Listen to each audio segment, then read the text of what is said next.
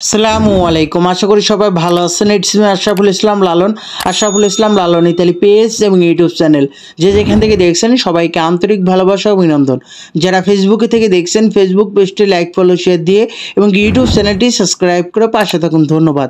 তো আজকের টপিকটি হলো যে ইতালি ভিএফএস গ্লোবাল আজকে কি পরিমাণ রিটার্ন পাসপোর্টে ভিসা ডেলিভারি দিয়েছে এবং কি পরিমাণ রিটার্ন পাসপোর্টে রিজেক্ট দিয়েছে এবং কি পরিমাণ return passport VFS global call centre থেকে কল দিয়ে পুনরায় আবার সাবমিট করতে বলেছে।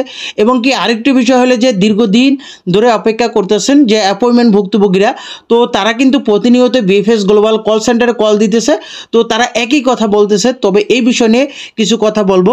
তো আজকে ভিসার আপডেট যেটা হলো যে আজকে 9 ফেব্রুয়ারি 2025 রোজ রবিবার।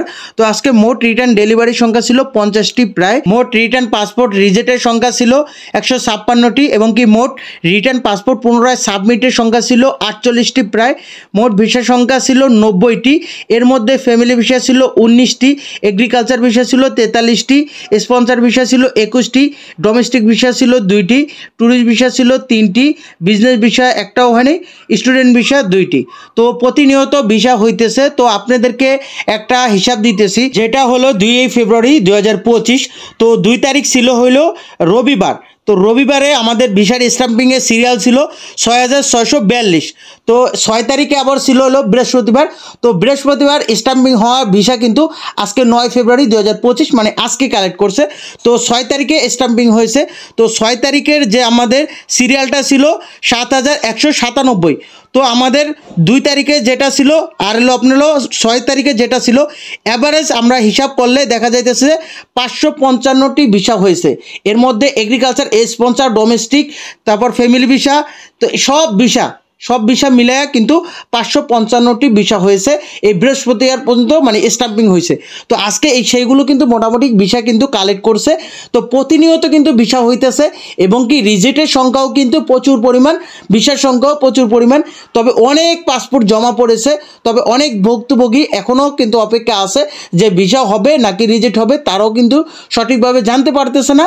কারণ কি যখনই তাদেরটা যাচাই বাছাই কমপ্লিট হয়ে যখন তাদেরকে একটা ফয়সালা দিবে হয় রিজেক্ট বা ভিসা, তখনই বুঝতে পারবে তার ডকুমেন্টটা কি অরিজিনাল ছিল না কি ফেক ছিল। তো অরিজিনাল হলে তো অবশ্যই সে ভিসা পাবে, সে তো বুঝেই গেল যে সে ভিসা পাইছে, তার মানে কি তার ডকুমেন্ট অরিজিনালই ছিল।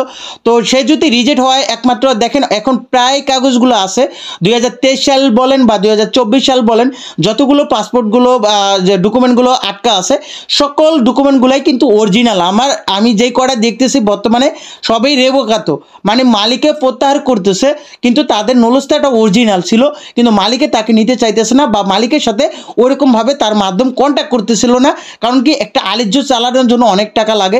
সে আপনি ভুক্তভোগী হিসাবে আপনি তাদেরকে টাকা দিয়েছিলেন, কিন্তু তারা ভাবছিল যে এই আলিজ্য খরচ না করে, মালিক ঠিক না করে আপনাকে নিয়ে যাবে, তার মানে তার পুরা টাকাটাই লাভ থাকবে। এই চিন্তা ভাবনা যারা করেছিল তারাই কিন্তু ইতালিতে যাইতে পারবে না, তাদের মাধ্যমগুলো আসলেই আপনাদের সাথে প্রতারণা করছে। তো এইগুলো আসলে আপনারা এখন হতাশ হওয়ার কিছু নেই, যা হয়েছে হয়ে গেছে গা অলরেডি। তবে যারা এখন ভেবে চিন্তা কিন্তু ইতালির চিন্তা করবেন, কারণ কি আপনি যার সাথে কন্ট্যাক্ট করতেছেন আসলে সে কি আদৌ কি আপনার জন্য কিছু একটা করবে? এই যে আপনি 10 থেকে 12 লাখ টাকা যাই দেন, এই টাকা দিয়ে কি সে খরচ করে আপনার আলোচ্য করবে বা আপনার জন্য মালিক ঠিক রাখবে? তো এইটা আসলে বোঝার বিষয়। এইটার জন্যই কিন্তু অনেকে এখন রিজেক্ট হইতেছে। প্রত্যেকটা কাগজে এখন প্রায়ই অরিজিনাল, একমাত্র রেভোকাতোর জন্য বা মালিক প্রত্যাহার করার কারণেই আপনারা রিজেক্ট হইতেছেন। তো একটাই কথা বলবো, এই কথাটা বলে দিই আজকে, যেহেতু আপনারা যারা পাসপোর্টগুলো রিটার্ন আনছেন, রিটার্ন আনার পর যদি আপনাদের সরাসরি রেডি ফর কালেকশন SMS আসে তাহলে 100% রিজেক্ট। আবার রিটার্ন আনার পর যদি লেখা থাকে যে your visa ready, request your passport VFS global submit, তাহলে 100% ভিসা আপনি যেখানে ফার্স্টে জমাইছেন ওইখানে পাসপোর্টটা জমা দিয়ে আসবেন। হয়তো 1 সপ্তাহ বা 5 দিন 7 দিনের মধ্যে আপনার ভিসা আবার রেডি ফর কালেকশন SMS দিবে। তখন কিন্তু রেডি ফর কালেকশন SMS মানেই রিজেক্ট না, যেহেতু আপনাকে পাসপোর্ট সাবমিট করতে বলেছে, সাবমিট করার পর আপনাকে রেডি ফর কালেকশন SMS এটাই দিবে, এটাই স্বাভাবিক।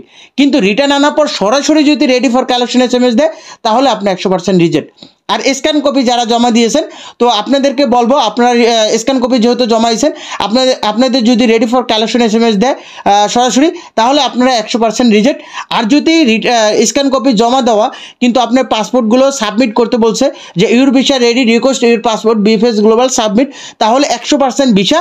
তবে পাসপোর্টটা জমা দিয়ে আসার পর কিন্তু আবার আপনাকে রেডি ফর কালেকশন SMS দিবে, তখন কিন্তু আপনি 100%ই ভিসা ধরবেন। কারণ কি আপনি যেহেতু পাসপোর্ট জমা দিয়ে আসেন, তখন আপনাকে ভিসা কালেক্ট করার জন্য বলতেছে। তো ওইটাই বলবো 6 থেকে 7 দিন, 8 দিন বা 12 দিন সর্বোচ্চ, এর মধ্যে কিন্তু তারা দ্রুত ভিসা ডেলিভারি দিয়ে দেয়। তবে আরেকটা বিষয় হলো যে যারা পাসপোর্টগুলো রিটার্ন এখনও আনেন নাই, অনেকে আছে এখনও দেখা যাইতেছে আপনারা কোনো রিটার্নও পাইতেছেন না, কোনো রকম আপডেট হইতেছে না, তবে স্টিল আন্ডার প্রসেসিং এবং কি আন্ডার প্রসেসিং দেখাইতেছে। তো আপনাদেরকে বলবো আপনাদের যদি সরাসরি রেডি ফর কালেকশন SMS আসে, হয়তো আপনাদের ভিসা হইতেও পারে, রিজেক্টও হইতে পারে, এটা কিন্তু বলা যাইতেছে না।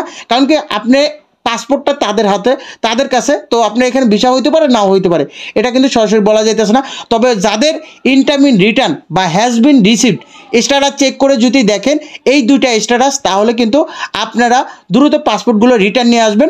যেখানেই আপনি জমা দেন, ঢাকা, সিলেট, চট্টগ্রাম, আপনার return passport Dhaka BFS global Nafi tower Gulshan 1 থেকে এই রিটার্ন পাসপোর্টটা কালেক্ট করতে হবে। তবে আপনার কোনো রকম আপডেট আসলে, যেখানে আপনি রিজেক্ট হন বা ভিসা পাসপোর্ট সাবমিট করেন, আপনি যেখানে ফার্স্টে জমা হয়েছেন, ঢাকা জমা দিলে ঢাকা, সিলেট জমা দিলে সিলেট, চট্টগ্রাম জমা দিলে চট্টগ্রাম, তো যেখানে আপনি জমা দেন ওইখানে কিন্তু আপনি সাবমিটটা করে আসবেন। তো একটা কথা হলো কি যে এই যে ভিসাগুলো পাইতেছে, এখানের মধ্যে আপনারা অনেকেই প্রশ্ন করেন, দেখেন এই যে এত ভিসাগুলো পাইতেছে, এক মালিকের 15 জন, 10 জন, 20 জন এরকম করে পাইতেছে, আবার রিজেক্ট হইতেছে 6 থেকে 7 জন, 8 জন করে রিজেক্ট হইতেছে। আবার আরেকটি বিষয় লক্ষ্য করছি যে এক মালিকের ধরেন 6 জন জমা দিয়েছে, এর মধ্যে 4 জনের ভিসা পাইছে, আর 2 জন হলেও চিন্তা থাকে। কারণ কি ওই 2 জনের হয়তো তার কোঠা পূরণ হয়ে গেছে গা, এই জন্য ওই 2 জনের একটা টেনশনে থাকে যে 4 জন তার কোঠা ছিল, হয়তো 4 জন চলে গেছে অলরেডি, তো ভিসা পেয়ে গেছে গা, আর 2 জন ওই হতাশার মধ্যে কাটে। আসলে এটাই স্বাভাবিক, যখন একটা মালিকের কোঠা যে কটা থাকে ওই কটায় কিন্তু লোক যাইতে পারে। তো মালিকের কোঠা যদি ওই 4 জন থাকে, 4 জনই যাইতে পারবে, আর 2 জন যদি বাকি থাকে তাহলেও তাদেরকে রিজেক্ট দিয়ে দিবে, এইটাই স্বাভাবিক। তবে এটাই মেনে নিতে হবে। তবে আপনাদেরকে বলবো এই যে যারা ভিসাগুলো পাইতেছে, এর মধ্যে 2023 সাল, 2024 সাল যাই বলেন, স্ক্যান কপি এইগুলো ভিসা বেশি পাইতেছে। তবে 23 সালের গুলো থেকে 24 সালের ভিসাগুলো বেশি হইতেছে, একটাই কারণ 2023 সালে গণহারে তারা জমা নিয়েছে, এবং কি তখন কিন্তু যাচাই বাছাই, প্রাথমিক যে একটা যাচাই বাছাই ওইটাও করে নেয় নাই, তো গণহারে তারা জমা নিয়েছে, তখন এই জন্য তাদের কিন্তু রিজেক্টের সংখ্যা বেশি 2023 সালে, এবং কি 24 সালের রিজেক্টের সংখ্যা একবারে কম। তবে কমও বলতে একবারই কম না, মানে 23 সালের তুলনায় 24 সালে একটু রিজেক্টের সংখ্যা কম, এবং কি ভিসার সংখ্যা অনেক বেশি 23 থেকে 24 ভিসা। তবে এর মধ্যে আবার ফ্যামিলি ভিসা বলেন যে আসলে কত তারিখে, দেখেন আপনাদের সেম ক্যাটাগরি যে ফ্যামিলি ভিসা সিরিয়ালভাবে তারা দিতেছে না। অনেকে আছে যে 2023 সালে জমা দিয়ে এখনও ভিসা পাইতেছে না, 2024 সালে ফেব্রুয়ারিতে জমা দিছে, তারাও কিন্তু ইতালিতে চলে যাইতেছে। মার্চে জমাইছে, তারাও কিন্তু ফ্যামিলি নিয়ে ইতালিতে চলে গেছে। তো এইটাই বলবো যে তারা সিরিয়ালভাবে দিতেছে না, যখনই আপনার ডকুমেন্টটা যাচাই বাছাই কমপ্লিট হবে তখনই আপনাকে দিয়ে দিবে, এখানে কোনো সিরিয়াল মেনটেন করতেছে না তারা। তো এখন আমরা আরেকটি বিষয় হলো যে শহর ভিত্তিক, তবে বিভিন্ন শহরের ভিসাগুলো দেখা যাইতেছে শহরের কোয়ালিটি অনুসারে কিন্তু তারা ভিসাগুলো ওরকমভাবে যাচাই বাছাই করতেছে। দেখেন প্রত্যেকটা ইতালিতে প্রত্যেকটা পেপুত্রায় যাচাই বাছাই এখন কিন্তু চলমান, তবে প্রত্যেকটা পেপুত্রায় একই এরকম কাজ করতেছে না। দেখা যাইতেছে রাগুসা শহরে প্রচুর পরিমাণ ভিসা দিতেছে, তারপরে আপনার ভেনিস শহরে ভিসা দিতেছে, তারপর আপনার কয়েকটা বাড়ি শহরে দেখছি, তো আজকে কয়েকজনের বাড়ি শহরে ভিসা হয়েছে। তো এই নাপোলি শহরে কিন্তু 2-1টা ভিসা হয়, তবে ওরকম ভিসা হইতেছে না, প্রচুর পরিমাণে জমা পড়েছিল, তবে ওই অনুসারে কিন্তু সবার ভিসা হবে না, এইটাই স্বাভাবিক। কারণ যে পরিমাণ ওইখানে জমা পড়েছে, তবে মানুষ কিন্তু রিজেক্টের সংখ্যাও ওইরকমই হবে, ভিসার সংখ্যা কম হবে। আবিলেনের কোনো খবর নেই এখন আপাতত, এবং কি যারা আছে যে সালানোরও কিন্তু এই আওতায় পড়ছে। তবে আপনাদেরকে একটা কথা বলে রাখি, 2 দিন আগে একটা বিষয় লক্ষ্য করছেন, হয়তো আপনারা দেখছেন যে কয়েকটা মালিকরে কিন্তু তাদেরকে ধরছে, কারণ কি তাদের জালিয়াতি কারণে বিভিন্ন শহর থেকে ওই মালিকগুলোর ডকুমেন্টে একটা সিরিয়াল আছে, ওই সিরিয়ালগুলো হয়তো আমি দিয়ে দিব, যে ওই সিরিয়াল মালিকের যেই মালিকগুলোর নাম আছে ওই মালিকের আওতায় কি আপনারা আসেন নাকি একটু চেক দিয়ে দেখবেন, যে ওই মালিকের আওতায় যদি থাকেন তাহলে তো আর ইতালি স্বপ্ন দেখে লাভ নাই। কারণ কি ওই মালিকগুলো ডেঞ্জারাস অবস্থায়, কারণ কি ওই মালিকে এরকম দুর্নীতি করছে, ওই দুর্নীতির কারণে কিন্তু তারা ধরা পড়ছে। তো এটাই আপনাদেরকে একটু দেখবেন যে চেক দিয়ে। আর যারা অ্যাপয়েন্টমেন্ট ভুক্তভোগী আছেন, আপনাদেরকে একটা কথা বলে রাখি, যে কোনো যুদ্ধ বা যে কোনো মোকাবেলা করেন, তো এখানে বিভিন্ন মাধ্যম থাকে, যুদ্ধেরও একটা মাধ্যম থাকে, কলম যুদ্ধ, তারপর আপনার হলো ভিডিও যুদ্ধ, অস্ত্রযুদ্ধ, যে কোনো যেই যুদ্ধই বলেন, প্রত্যেকটা যুদ্ধ কিন্তু একটা হাতিয়ার থাকে। তো প্রত্যেকটা যুদ্ধ কিন্তু একজন দ্বারা সম্ভব না, একত্রিত আপনারা যারা ভুক্তভোগী আছেন, অ্যাপয়েন্টমেন্ট ভুক্তভোগী, তো আপনারা প্রতিনিয়ত কিন্তু বিএফএস গ্লোবালে কল সেন্টারে কল দেন। তো কল দেওয়ার পর তারা একটা কথাই বলে যে আসলেই এখনও তারা কিছুই বলতে পারে না। অ্যাম্বাসিতে ফোন দিলে অ্যাম্বাসি এক মুরব্বি থাকে, সেও কিন্তু ওইরকমভাবে কিছু বলতে পারে না। তাকে আপনারা যেইটা বলেন ওইটা কিন্তু উনি ট্রান্সফার করে, কিন্তু ভেতরে যে তাদেরকে বলবো ওইটাও আসলে মূলত বলে না, ওরকমটা দেখা যাইতেছে না। তো আপনাদেরকে আমি বলেছিলাম যে আপনারা অনেকে ভিডিও দিতেছিলেন যে আমাদের জন্য প্রতিবাদটা করেন, তো প্রতিবাদমূলক যে ভিডিওগুলো, ওইগুলো আপনাদেরকে একটা কথা বলেছিলাম যে আপনারা একটা ক্যাটাগরি বা আপনারা একটা ফরম্যাট লেখেন, যে 15 জন 20 জন করে একটা ভিডিও মানে দিবেন, মাত্র 30 সেকেন্ড 15 সেকেন্ড বা 20 সেকেন্ড বা 10 সেকেন্ডের মতো একটা ভিডিও, যে আমি দীর্ঘ 12 মাস ধরে অ্যাপয়েন্টমেন্ট ভুক্তভোগী, তো আমি অ্যাপয়েন্টমেন্ট পাইতে যদি আমার 12 মাস লাগে, তাহলে আমি ইতালি যাব কবে, বাস এটা আপনার টপিকটা ক্লিয়ার। আরেকজন বললো যে আমি কুয়েত থেকে দীর্ঘ 1.5 বছর ধরে আসছি, তো আমি অ্যাপয়েন্টমেন্ট পাইতেছি না, তো অ্যাপয়েন্টমেন্ট না পাওয়ার ফলে, এত দীর্ঘদিন অপেক্ষা করার ফলে আমার কুয়েতের ভিসাও ক্যান্সেল হয়ে গেছে গা, এখন আমি কুয়েতেও যেতে পারতেছি না, আমি ইতালি অ্যাপয়েন্টমেন্টও পাইতেছি না। তো এটা আরেকজন বলবেন। আরেকজন বলবেন যে আমি দীর্ঘ 10 মাস ধরে অ্যাপয়েন্টমেন্ট ভুক্তভোগী, তো আমি এখন ডক্টর ইউনূস স্যারের হস্তক্ষেপ কামনা করতেছি, তো আসলে আমরা বাঁচতে চাই, এরকমটা বলবেন। আরেকজন বলতে পারেন যে আমি দীর্ঘদিন অপেক্ষা করতেছি, অ্যাপয়েন্টমেন্ট পাইতেছি না, আমি ওমান থেকে আসছি, তো আমি ওমানের ওইগুলো হারাইছি, এখন ইতালি এইগুলো হারাইতেছি। তো এই ব্যাপারে আপনারা যদি এরকম 10 সেকেন্ড 15 সেকেন্ড বা আপনার 5 সেকেন্ড করে যদি ভিডিওগুলো এরকম যদি 30 জন 50 জনের ভিডিওগুলো সারি, তো তাদের নজরে যদি পড়ে, তা অবশ্যই আপনাদের পদক্ষেপটা নিবে। তবে দুঃখের বিষয় হলো যে আপনি বাংলাদেশে জন্মগ্রহণ করে আপনার ভুল হয়েছে। আসলে আমি কথাগুলো বলতেছি একটা কারণেই, দেখেন এখানে আপনাদের বোঝার আছে যে বাংলাদেশ জন্মগ্রহণ করাই আপনাদের ভুল হয়েছে। এখানে পররাষ্ট্র মন্ত্রণালয় আপনাদের ইতালি রিলেটেড না, সকল প্রবাসী কল্যাণের যত রকম কোম্পানিগুলো আছে, যেমন বিএফএস গ্লোবাল যত কোম্পানিগুলো আছে, এইগুলার কিন্তু তাদের দেখা উচিত। তারা কিন্তু চাকরি করে, তাদের কিন্তু আপনি ট্যাক্স আমার ট্যাক্স দিয়ে তাদের বেতনভুক্ত ওইখানে আছে, তো আমার টাকাতে আপনার টাকাতে তারা কিন্তু চলতেছে।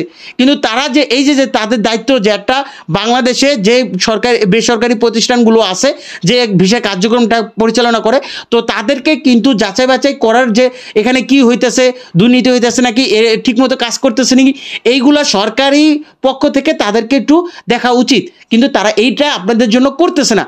আমরা এই কথাগুলো বলতেছি একটাই কারণ, দেখেন আপনি কিন্তু বাংলাদেশে জন্মগ্রহণ করেছেন, আপনি যে সরকার আপনার কাছ থেকে ট্যাক্স নিয়ে তারা কিন্তু চলতেছে, তো আপনার ট্যাক্সের বিনিময়ে তারা কিন্তু আপনাকে একটা সার্ভিস দেওয়া উচিত, যেটা আপনার যারা প্রত্যেকটা সেক্টরে, তো আপনারা প্রবাসী কল্যাণ মন্ত্রণালয়ের অধীনে যারা এই যে কাজগুলো, তারা কিন্তু এইগুলো দেখে না, ঠিকমতো দেখতেছে না, যে আপনারা এই যে ভুক্তভোগী সবাই তারা কিন্তু জানে। তো এটাই বলবো, আসলে দুঃখজনক ব্যাপার। তো অ্যাপয়েন্টমেন্ট ভুক্তভোগী আপনারা অপেক্ষা করেন, আর আপনাদের প্রতিবাদ আপনারা করতে থাকেন, দেখেন তারা কি হয়। আসলে কিছু করার নেই, আমারও করার কিছু নেই, আপনাদেরও করার কিছু নেই, তারপরও আপনাদের কষ্ট এবং কি আপনাদের যে আগ্রহ পোষণটা করতেছেন, যে ভিডিওর মাধ্যমে প্রকাশ করতেছেন, আসলে প্রতিবাদ করতে থাকেন, দেখেন কদ্দূর হয়। তো এইটুকুই বলবো। এতক্ষণ সাথে দেখে ভিডিওটি দেখার জন্য আপনাদেরকে অসংখ্য ধন্যবাদ। আপনারা সুস্থ থাকুন, ভালো থাকুন, আল্লাহ হাফেজ, আসসালামু আলাইকুম।